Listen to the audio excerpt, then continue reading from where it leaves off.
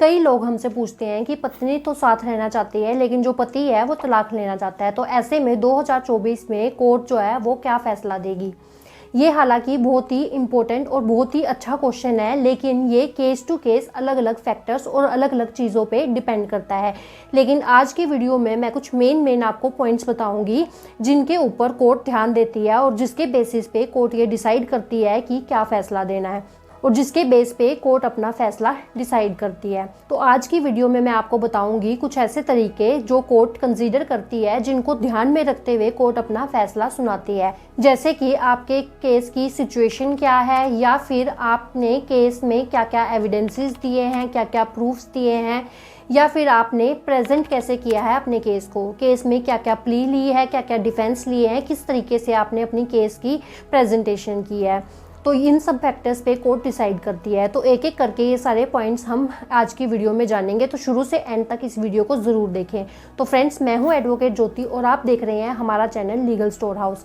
अगर आपने अभी तक हमारे चैनल लीगल स्टोर हाउस को सब्सक्राइब नहीं किया है तो चैनल को सब्सक्राइब कर लें और बेल नोटिफिकेशन को ऑन कर लें, ताकि लॉ से रिलेटेड जो भी इन्फॉर्मेशन हम आपके लिए लेके आते हैं उसकी नोटिफिकेशन आप तक पहुँच सके। तो फ्रेंड्स, बिना किसी देरी के शुरू करते हैं आज की इस वीडियो को।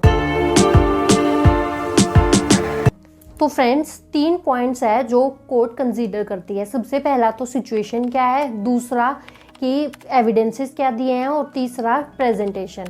तो एक एक करके हम इन तीनों पॉइंट्स को डिस्कस कर लेते हैं। तो सबसे पहला पॉइंट आता है कि सिचुएशन, कि आपकी केस की सिचुएशन क्या है, या फिर सिचुएशन किसकी फेवर में है, वो वाइफ के फेवर में है या फिर हस्बैंड की फेवर में है। अगर वाइफ अपने ससुराल में रहती है तो ऐसे में पति को डिवोर्स लेने में बहुत प्रॉब्लम आती है और कोर्ट जो है वो ईजिली तलाक नहीं देती है, क्योंकि इस सिचुएशन में जो सिचुएशन है वो वाइफ की फेवर में होती है।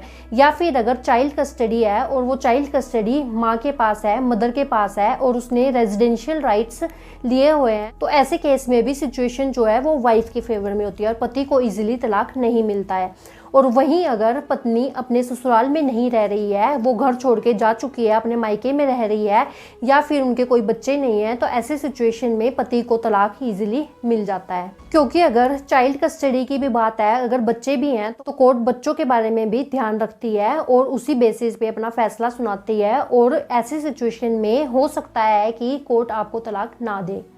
और अगर आपकी पत्नी अपने ससुराल में ही रह रही है और चाइल्ड कस्टडी भी उसके पास है, तो ऐसी सिचुएशन में बिल्कुल ना के बराबर चांसेस होते हैं कि जो कोर्ट है वो पति को तलाक दे, क्योंकि जो सारी की सारी सिचुएशन है ऐसे में वाइफ के फेवर में जाती है।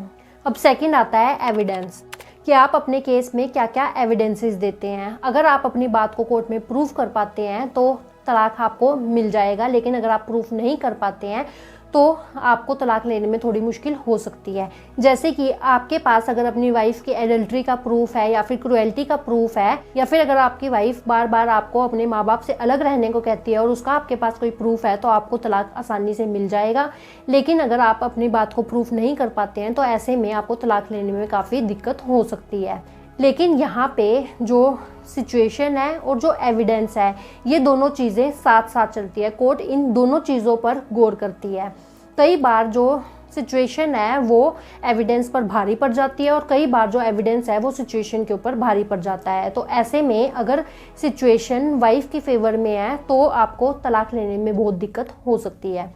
जैसे कि वाइफ जो है वो लड़ाई झगड़ा करती है, पति के पास उसकी वॉइस रिकॉर्डिंग्स भी हैं और उससे रिलेटेड प्रूफ्स भी हैं, एविडेंसेस भी हैं, और वो कोर्ट में दिखा भी देते हैं। लेकिन जो चाइल्ड कस्टडी है वो माँ के पास होती है, तो ऐसे में बच्चे का फ्यूचर देखते हुए कोर्ट जो है वो पति को तलाक नहीं भी देती है। या फिर अगर आपके पास अच्छे एविडेंसेस हैं कि आपकी वाइफ एडल्ट्री में है, किसी और से बातें करती है, या फिर किसी और के साथ देखी गई है, और ये सारे रिकॉर्ड्स आपके पास हैं, रिकॉर्डिंग्स हैं आपके पास, तो ये आपके फेवर में जाएंगी। लेकिन यहाँ पे सबसे बेस्ट रहता है कि आप सिर्फ एक ग्राउंड ना लें, आपको क्रुएल्टी और एडल्ट्री दोनों ग्राउंड्स को लेना चाहिए, क्योंकि हो सकता है कि कोर्ट में एक ग्राउंड आप प्रूफ ना कर पाएँ और दूसरा ग्राउंड आप इजीली प्रूफ कर पाएँ। तो अगर आप एक ग्राउंड को प्रूफ नहीं कर पाए तो भी आपके पास सेकंड ग्राउंड है जो आप कोर्ट में प्रूफ कर सकते हैं, और फिर ऐसी सिचुएशन में आपको तलाक इजीली मिल सकता है। तो अगर आप एडल्ट्री को प्रूव नहीं कर पाए और कोई और ग्राउंड आपने नहीं लिए होंगे तो ऐसे में आपको दिक्कत हो सकती है, क्योंकि आप ऐसे सिचुएशन में उस ग्राउंड को तो प्रूव नहीं कर पाए और उसके अलावा आपके पास कोई और ग्राउंड भी नहीं है। तो अगर आपके पास कुछ ऐसे एविडेंसेस हैं वाइफ की क्रुएल्टी को लेकर कि वो आपसे लड़ाई झगड़ा करती है, आपको खाने को नहीं देती है, या फिर आपके माँ बाप के साथ रहने के लिए मना करती है, तो आप उसका रिकॉर्ड रख सकते हैं और कोर्ट में उसको पेश कर सकते हैं और इस ऐसी सिचुएशन में आपको आसानी से तलाक मिल जाएगा। तो ऐसा ही एक केस हमारे पास आया था जिसमें एक हस्बैंड था और उसकी 2 डॉटर्स होती हैं और वाइफ जो है वो उसको बार बार अपने पति को कहती है कि वो उनके माँ बाप के साथ नहीं रह सकती, तो हस्बैंड जो है वो अपने माँ बाप से अलग उसके साथ रहे और ऐसे में उनके घर में बहुत ज़्यादा लड़ाई झगड़ा होता रहता था। लेकिन फिर जो हस्बैंड है वो डिवोर्स का केस फाइल करता है। उसके पास एज सच कोई एविडेंसेस नहीं होते हैं, वो अपनी बात कहता है कि ये मुझे अपने माँ बाप से अलग रहने को कहती है। तो ऐसे में उसकी बेटियों का जो एविडेंस है वो लिया जाता है और उसकी बेटियाँ इस बात की हाँ कर देती हैं कि हाँ इस चीज़ को लेकर हमारे घर में बहुत ज़्यादा लड़ाई झगड़े होते हैं। तो ऐसे सिचुएशन में कोर्ट ने उस हस्बैंड को डिवोर्स दे दिया था। तो अगर आपके पास कोई एविडेंस है तो आप उसको अच्छे से कोर्ट में प्रूव कर सकते हैं, पेश कर सकते हैं और तलाक पा सकते हैं। तो थर्ड और सबसे इम्पोर्टेंट चीज़ है केस की प्रेजेंटेशन, कि आप अपने केस को कितनी अच्छी तरीके से कोर्ट में पेश करते हैं। कोर्ट जो है वो सिर्फ बुक्स एंड लॉज को नहीं देखती, वो आपके केस को भी पढ़ती है, आपके केस के फैक्ट्स एंड सर्कमस्टेंसेस को भी देखती है और उसके बेसिस पे ही डिसीजन सुनाती है। तो आप अच्छे वकील से अपने केस को अच्छे से प्रेजेंट करवाएं। तो अगर आप एक अच्छे वकील से सभी इंपॉर्टेंट फैक्ट्स को इंक्लूड करते हुए अपने केस को प्रेजेंट करते हैं तो आपको तलाक इजीली मिल जाता है। लेकिन अगर आपका केस इतना अच्छा नहीं बना होता है, उसकी ड्राफ्टिंग अच्छी नहीं होती है, उसको कोर्ट में अच्छे से आप प्रेजेंट नहीं करते हैं, तो ऐसे सिचुएशन में आपको तलाक लेने में दिक्कत आ सकती है। ऐसे ही केस में एक वाइफ थी, वो बहुत गरीब होती है और उसका जो केस है वो इतना खास नहीं होता है, बहुत ही वीक उसका केस तैयार होता है। वहीं उसके हस्बैंड जो है उसके ऊपर बहुत सारे एलिगेशंस और एक्यूजेशंस लगाते हैं। तो जो हस्बैंड है वो तलाक के लिए कोर्ट में जाता है और ये मैटर जब कोर्ट में जाता है तो हस्बैंड जो है वो अपनी वाइफ के ऊपर बहुत सारे एक्यूजेशंस और एलिगेशंस लगाता है और वहीं दूसरी ओर जो वाइफ का केस है वो इतना स्ट्रॉन्ग नहीं होता है, वीक होता है और कोर्ट में उस केस को देखते ही उसमें कुछ नहीं मिलता है। लेकिन जो वो वाइफ है वो कहती है कि मैंने अपने केस में आप प्ली देखिए कि उसमें कुछ भी ऐसा नहीं लिखा है, मामूली से हमारे झगड़े होते रहते हैं और मैं चाहती तो अपने देवर के ऊपर भी इल्ज़ाम लगा सकती थी, अपने सास ससुर के ऊपर भी इल्ज़ाम लगा सकती थी और अपने पति के ऊपर भी अलग अलग तरह के इल्ज़ाम लगा सकती थी, लेकिन मैंने ऐसा कुछ नहीं किया क्योंकि ऐसा कुछ है ही नहीं।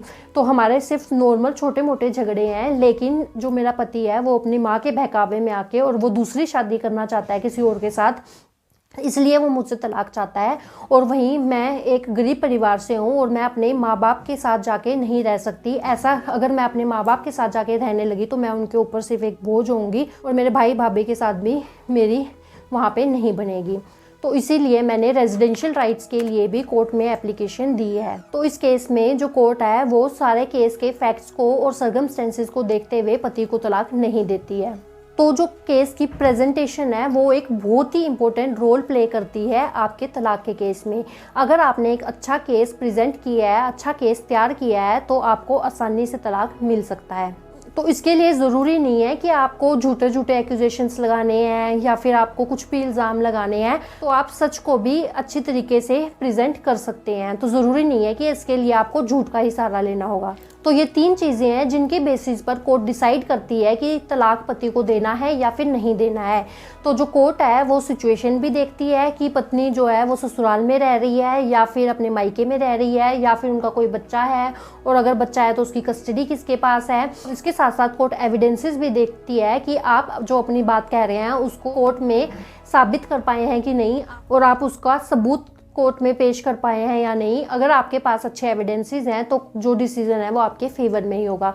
और इसके साथ साथ तीसरी सबसे इम्पोर्टेंट चीज़ है केस की प्रेजेंटेशन। अगर आप केस को अच्छे से प्रेजेंट करते हैं तो जो है पति को तलाक मिल सकता है। तो फ्रेंड्स, आई होप अब आपको क्लियर हो गया होगा कि अगर पत्नी साथ रहना चाहती है लेकिन पति तलाक लेना चाहता है तो ऐसे में कोर्ट किन फैक्टर्स को ध्यान में रखते हुए 2024 में अपना डिसीजन सुनाती है। तो फ्रेंड्स, आई होप ये वीडियो आपको अच्छी लगी होगी और यूज़फुल लगी होगी। अगर ये वीडियो आपको यूज़फुल लगी है तो वीडियो को लाइक करें, शेयर करें, और अगर आपने हमारे चैनल लीगल स्टोर हाउस को अभी तक सब्सक्राइब नहीं किया है तो चैनल को सब्सक्राइब कर लें। तो फ्रेंड्स, इस वीडियो में इतना ही। अपना कीमती समय देने के लिए धन्यवाद।